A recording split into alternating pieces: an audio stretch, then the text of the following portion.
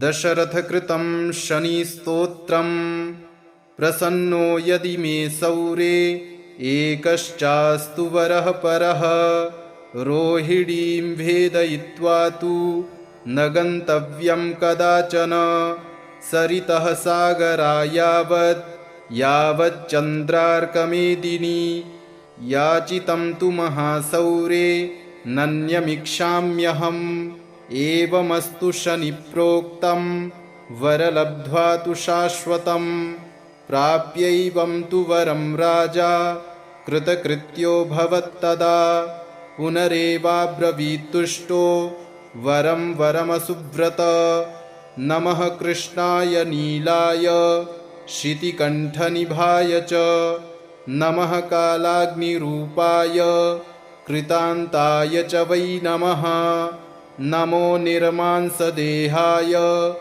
दीर्घश्मश्रुजटाय च नमो विशालनेत्राय शुष्कोदरभयाकृते नमः पुष्कलगात्राय स्थूलरोम्डेऽथ वै नमः नमो दीर्घाय शुष्काय कालदंष्ट्र नमोऽस्तु ते नमस्ते कोटराक्षाय दुर्निरीक्ष्याय वै नमः नमो घोराय रौद्राय भीषणाय कपालिने नमस्ते सर्वभक्षाय बलीमुख नमोऽस्तु ते सूर्यपुत्र नमस्तेस्तु भास्करे भयदाय च अधोदृष्टेः नमस्तेस्तु संवर्तक नमोऽस्तु ते नमो मन्दगते तुभ्यं निस्त्रिंशाय नमोऽस्तु ते तपसा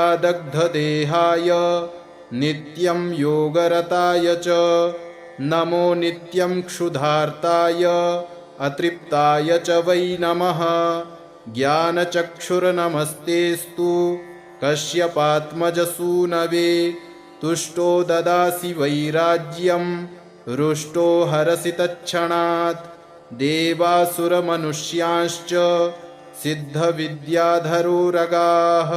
त्वया विलोकिताः सर्वे नाशं यान्ति समूलतः प्रसाद कुरु मे सौरे वरदो भव भास्करे एवं स्तुतस्तदा सौरिर्ग्रहराजो महाबलः प्रसन्नो यदि मे सौरे वरं देहि ममेप्सितम् अद्य प्रभृति पिङ्गाक्ष पीडा देया न कस्यचित् प्रसन्नो यदि मे सौरे एकश्चास्तु वरः परः रोहिणीं भेदयित्वा तु न गन्तव्यं कदाचन सरितः सागरा यावच्चन्द्रार्कमेदिनी याचितं तु महासौरे नन्यमिक्षाम्यहम् एवमस्तु शनिप्रोक्तं वरलब्ध्वा तु शाश्वतं प्राप्यैवं तु वरं राजा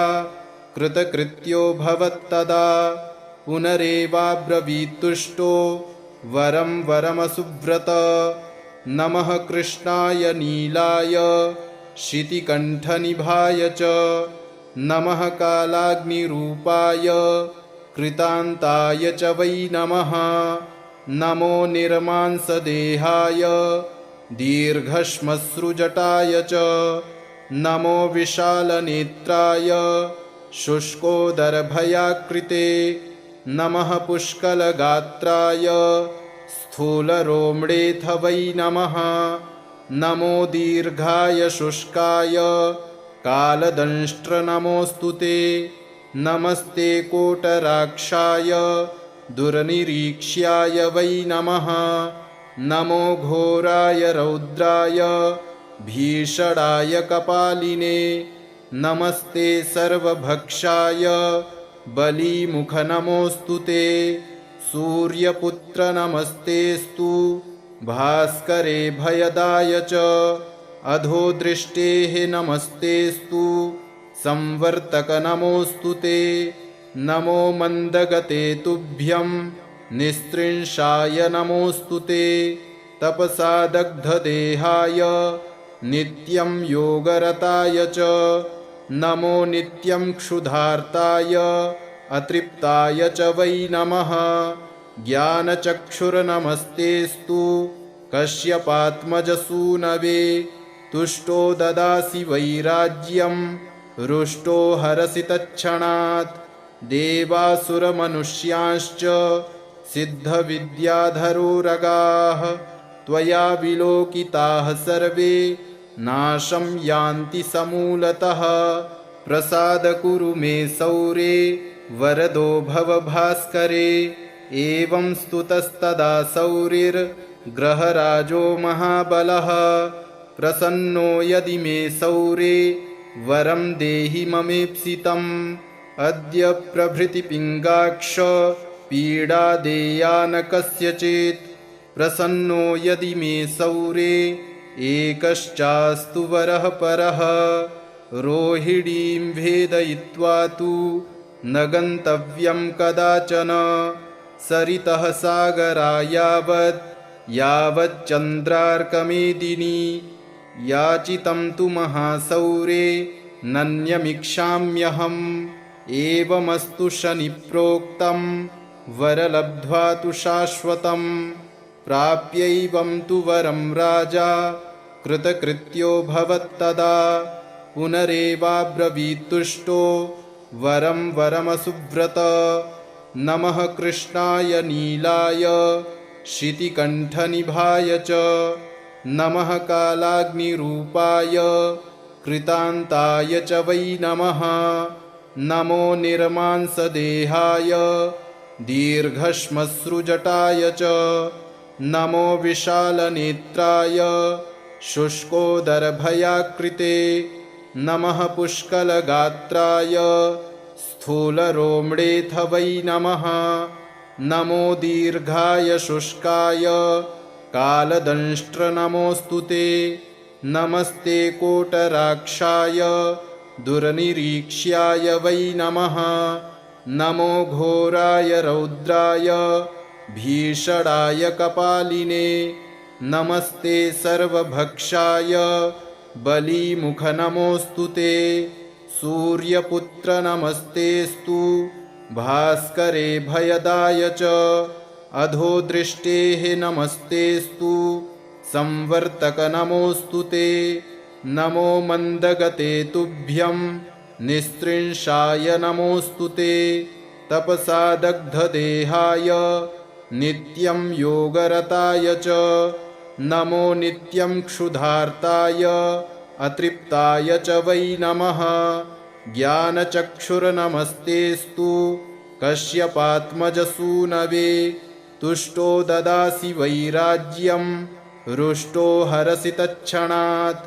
देवासुरमनुष्यांश्च सिद्धविद्याधरोरगाः त्वया विलोकिताः सर्वे नाशं यान्ति समूलतः।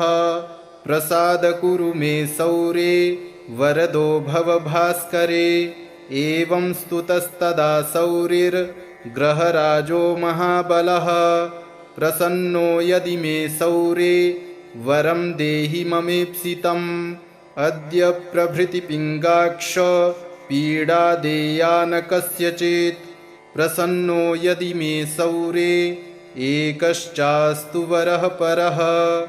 रोहिणीं भेदयित्वा तु न गन्तव्यं कदाचन। सरितः सागरा यावच्चन्द्रार्कमेदिनी। याचितं तु महासौरे नन्यमिक्षाम्यहम्। एवमस्तु शनिप्रोक्तं वरलब्ध्वा तु शाश्वतम्। प्राप्यैवं तु वरं राजा कृतकृत्यो भवत्तदा। पुनरेवाब्रवीत्तुष्टो वरं वरमसुव्रत।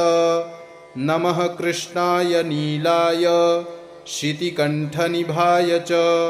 नमः कालाग्निरूपाय कृतान्ताय च वै नमः।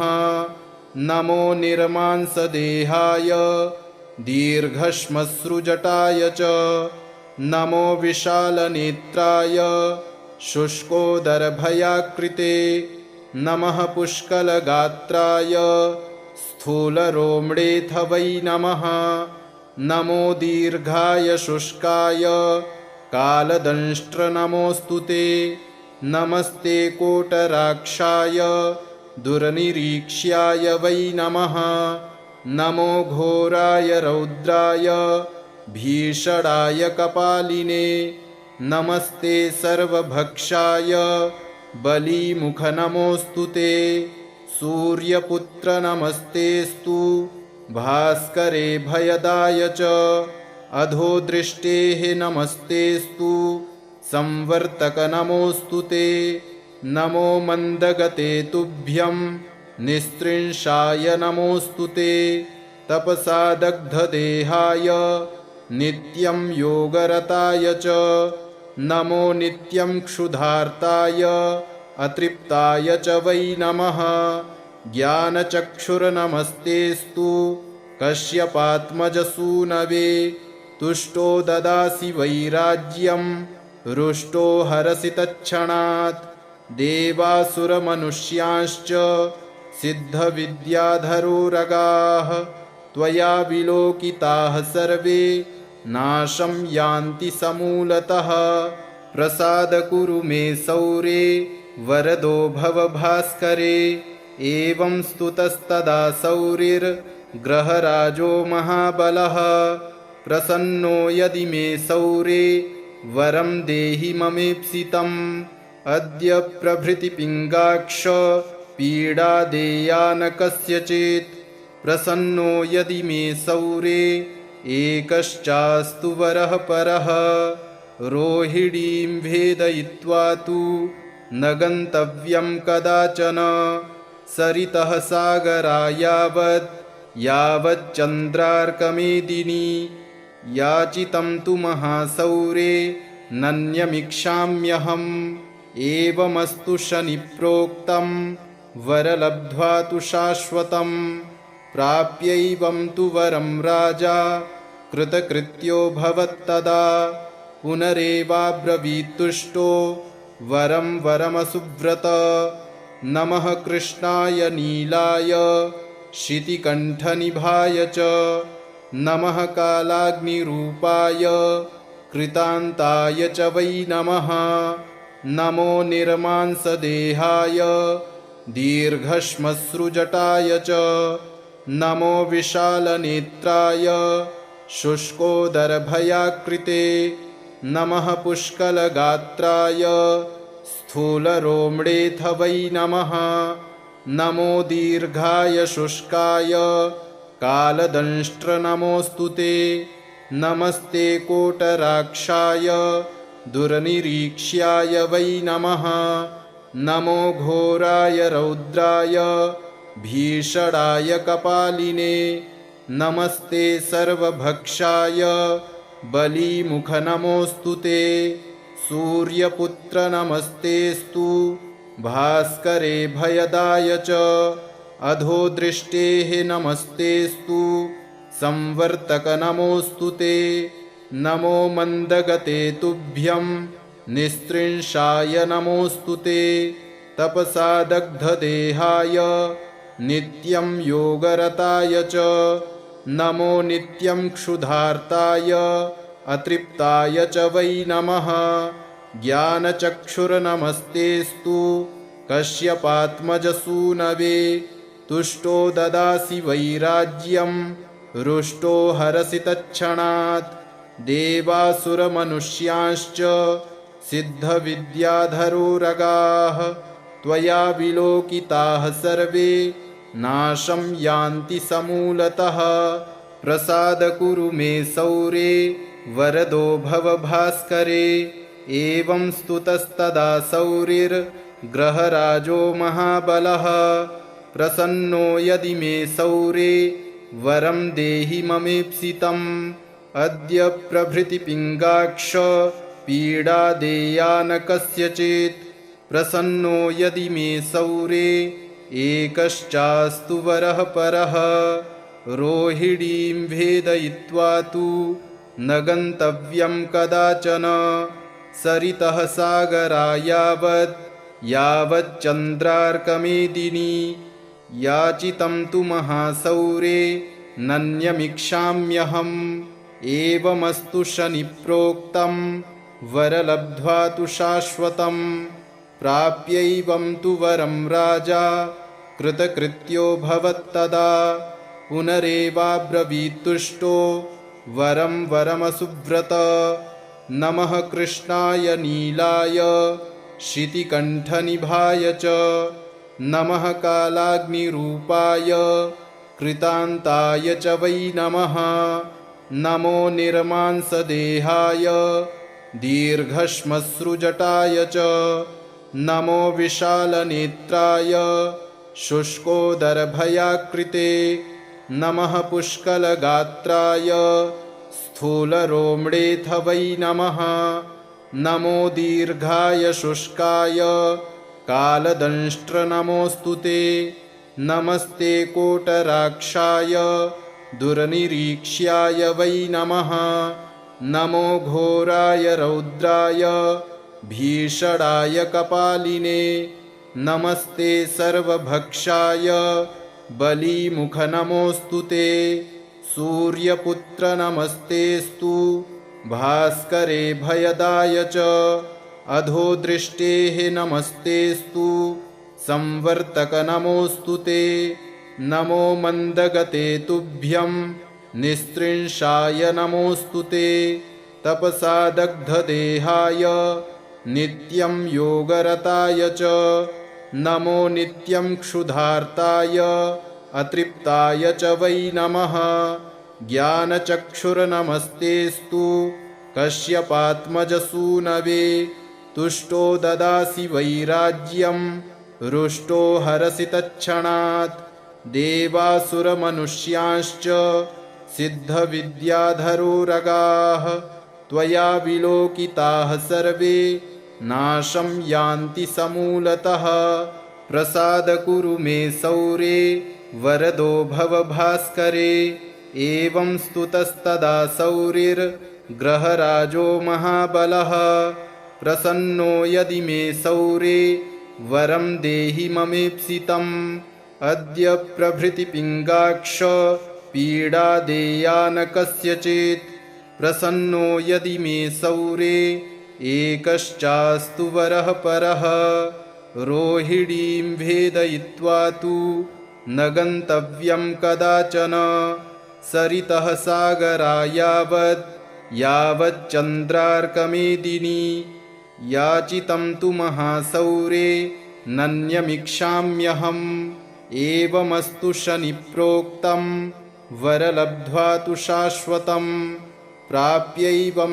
तु वरं राजा कृतकृत्यो भवत्तदा पुनरेवाब्रवीत्तुष्टो वरं वरमसुव्रत नमः कृष्णाय नीलाय शितिकण्ठनिभाय च नमः कालाग्निरूपाय कृतान्ताय च वै नमः नमो निर्मांसदेहाय दीर्घश्मश्रुजटाय च नमो विशालनेत्राय शुष्कोदरभयाकृते नमः पुष्कलगात्राय स्थूलरोम्डेऽथ वै नमः नमो दीर्घाय शुष्काय कालदंष्ट्र नमोऽस्तु ते नमस्ते कोटराक्षाय दुर्निरीक्ष्याय वै नमः नमो घोराय रौद्राय भीषणाय कपालिने नमस्ते सर्वभक्षाय बलीमुख नमोऽस्तु ते सूर्यपुत्र नमस्तेस्तु भास्करे भयदाय च अधोदृष्टेः नमस्तेस्तु संवर्तक नमोऽस्तु ते नमो मन्दगते तुभ्यं निस्त्रिंशाय नमोऽस्तु ते तपसा दग्धदेहाय नित्यं योगरताय च नमो नित्यं क्षुधार्ताय अतृप्ताय च वै नमः ज्ञानचक्षुर्नमस्तेस्तु कश्यपात्मजसूनवे तुष्टो ददासि वैराज्यं रुष्टो हरसि तत्क्षणात् देवासुरमनुष्यांश्च सिद्धविद्याधरोरगाः त्वया विलोकिताः सर्वे नाशं यान्ति समूलतः। प्रसाद कुरु मे सौरे वरदो भव भास्करे। एवं स्तुतस्तदा सौरिर्ग्रहराजो महाबलः। प्रसन्नो यदि मे सौरे वरं देहि ममेप्सितम्। अद्य प्रभृति पिङ्गाक्ष पीडा देया न कस्यचित्। प्रसन्नो यदि मे सौरे एकश्चास्तु वरः परः। रोहिणीं भेदयित्वा तु न गन्तव्यं कदाचन। सरितः सागरा यावच्चन्द्रार्कमेदिनी। याचितं तु महासौरे नन्यमिक्षाम्यहम्। एवमस्तु शनिप्रोक्तं वरलब्ध्वा तु शाश्वतं।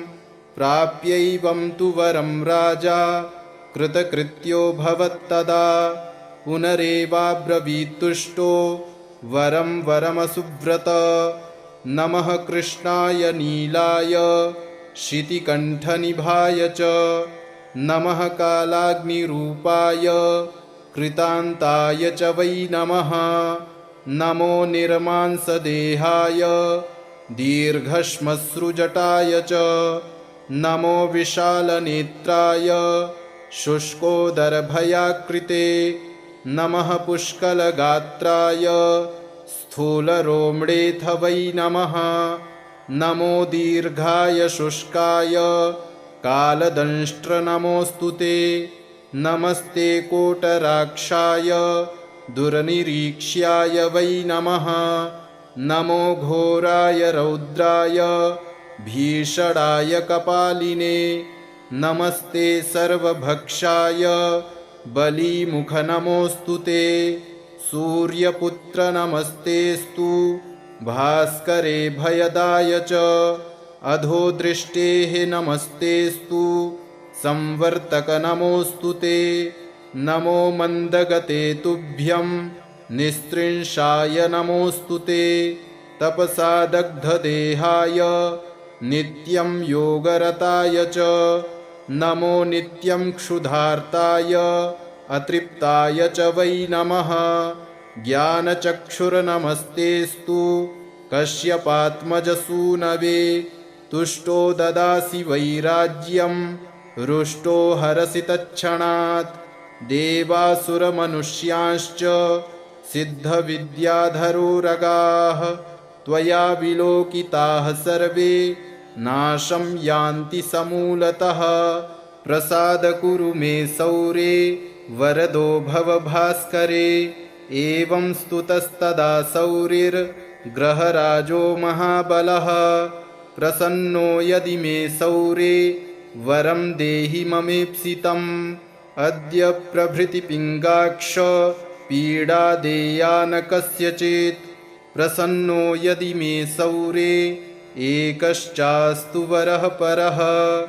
रोहिणीं भेदयित्वा तु न गन्तव्यं कदाचन। सरितः सागरा यावच्चन्द्रार्कमेदिनी। याचितं तु महासौरे नन्यमिक्षाम्यहम्।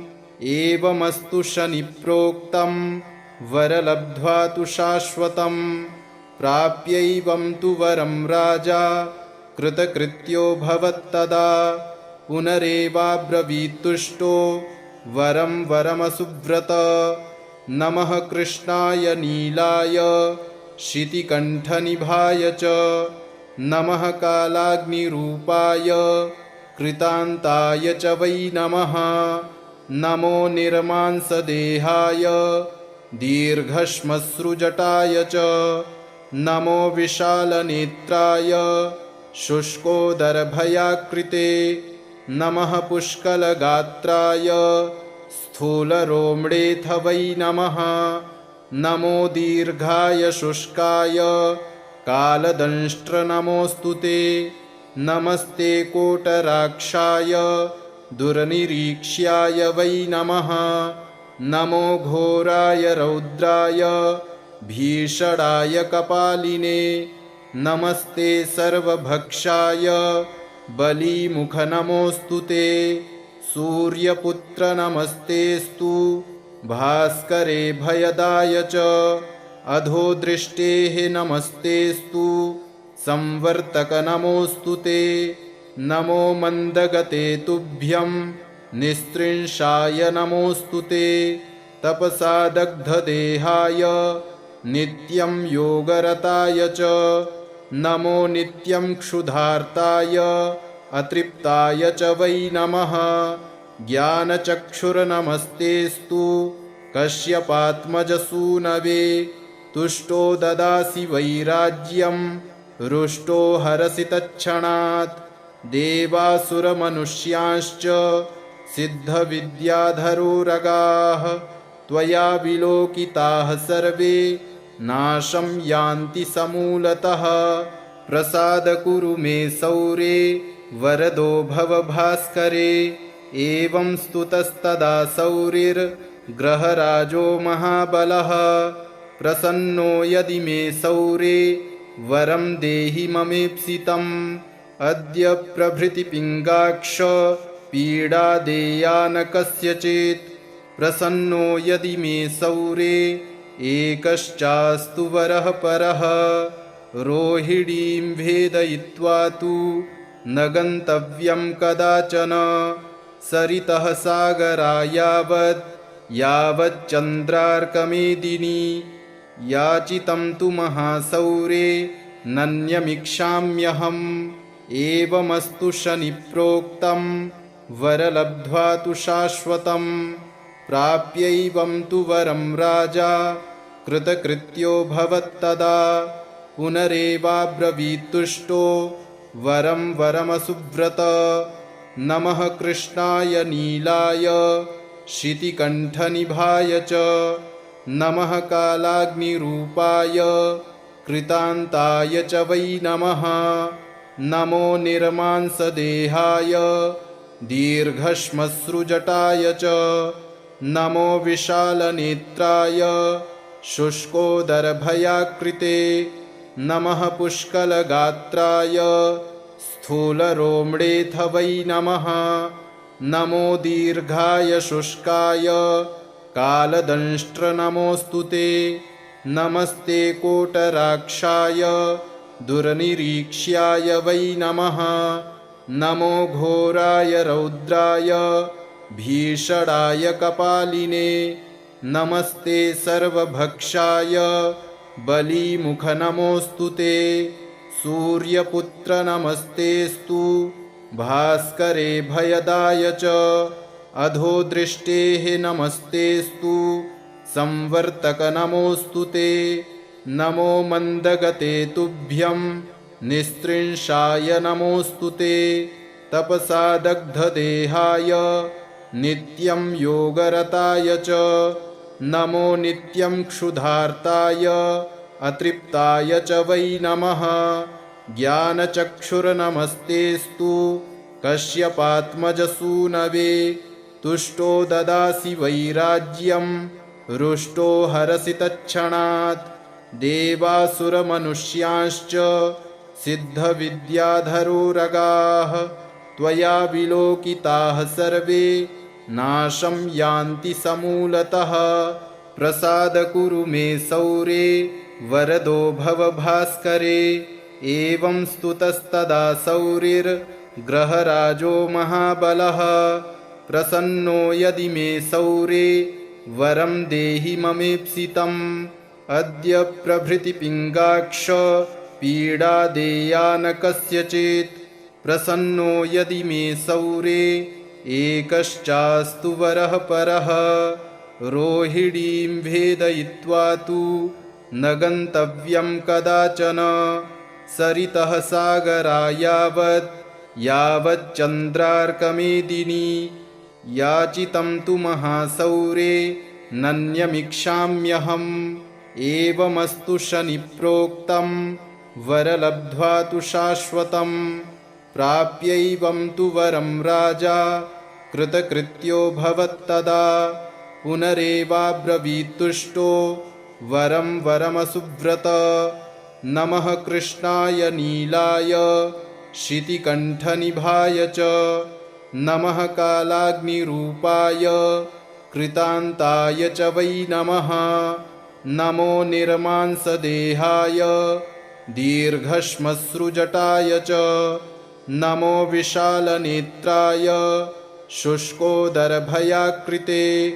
नमः पुष्कलगात्राय स्थूलरोम्डेऽथ वै नमः। नमो दीर्घाय शुष्काय कालदंष्ट्र नमोऽस्तु ते। नमस्ते कोटराक्षाय दुर्निरीक्ष्याय वै नमः। नमो घोराय रौद्राय भीषणाय कपालिने। नमस्ते सर्वभक्षाय बलीमुख नमोऽस्तु ते। सूर्यपुत्र नमस्तेऽस्तु भास्करे भयदाय च।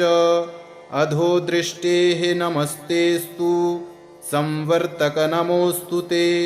नमो मन्दगते तुभ्यं निस्त्रिंशाय नमोऽस्तु ते। तपसा दग्धदेहाय नित्यं योगरताय च। नमो नित्यं क्षुधार्ताय अतृप्ताय च वै नमः। ज्ञानचक्षुर्नमस्तेऽस्तु कश्यपात्मजसूनवे। तुष्टो ददासि वैराज्यं रुष्टो हरसि तत्क्षणात्। देवासुरमनुष्यांश्च सिद्धविद्याधरोरगाः त्वया विलोकिताः सर्वे नाशं यान्ति समूलतः। प्रसाद कुरु मे सौरे वरदो भव भास्करे। एवं स्तुतस्तदा सौरिर्ग्रहराजो महाबलः। प्रसन्नो यदि मे सौरे वरं देहि ममेप्सितम्। अद्य प्रभृति पिङ्गाक्ष पीडा देया न कस्यचित्। इति श्रीदशरथकृतं शनिस्तोत्रम् सम्पूर्णम्।